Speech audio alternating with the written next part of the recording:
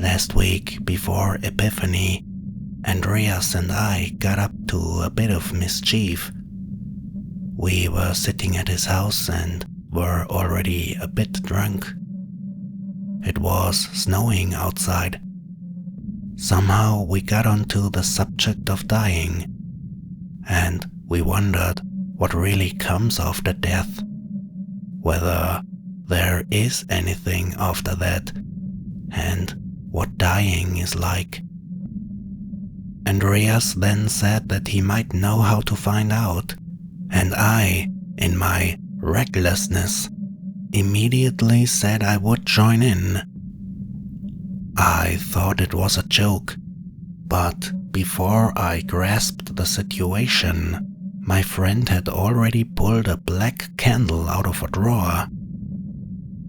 He said that he once received it from his aunt, a woman who claims to know all about ghosts and how to conjure them.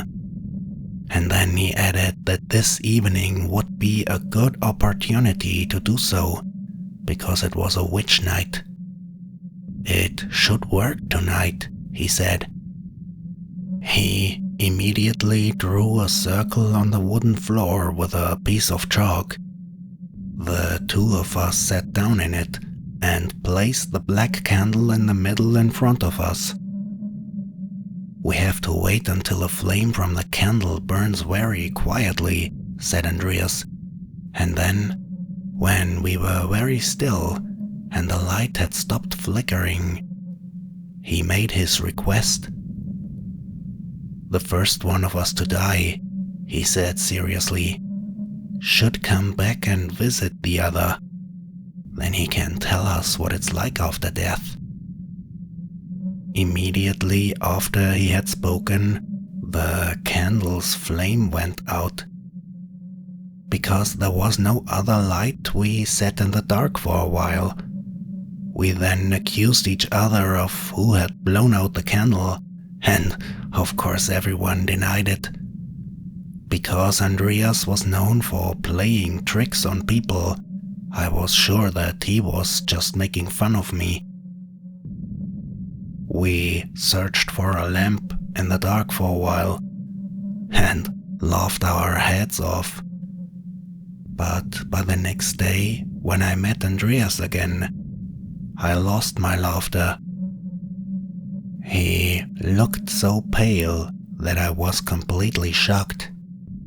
Andreas said that he had talked to his aunt about what we had done the night before, and she'd been so shocked that she'd been completely taken aback. She said that you shouldn't get up to mischief like that, and that what we had done was very dangerous. A wish like that is never granted in vain, she said. The spirits always get their share. It can cost you your life. The fact that Andreas took it so seriously gave me pause for thought. In fact, I couldn't get the whole thing out of my head.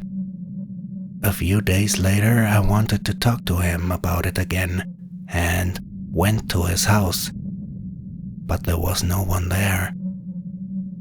I was told that he hadn't been seen for 2 days, so we started looking for him.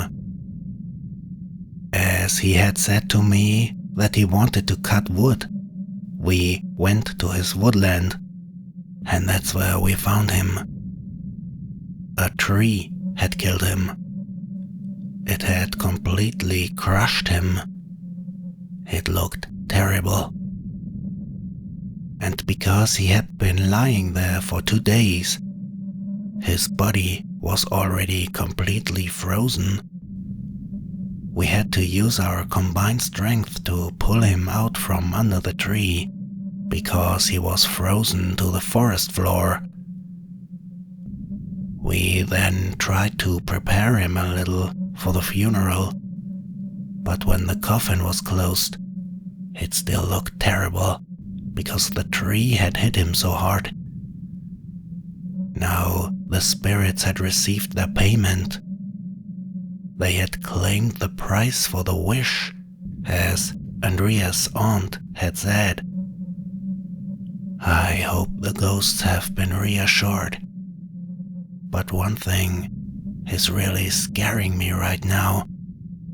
When Andreas came to visit me, he always put his shoes next to the cupboard. There, in the dark corner by my door. I remember exactly how we buried him with those shoes. I remember it so well because we cleaned them again so they would be neat on his last journey. But now, there they are again, the shoes. They are right by the dark corner, just as if he had come to me for a visit